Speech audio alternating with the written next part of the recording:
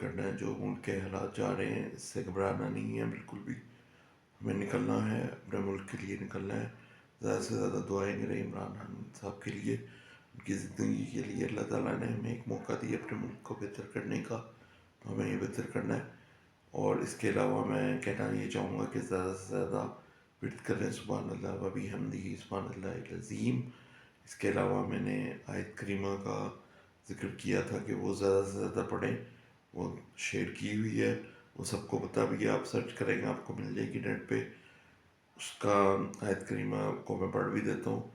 وہ ہے لا الہ الا انت سبحانک انی کنت من الظالمین. لا الہ الا انت سبحانک انی کنت من الظالمین.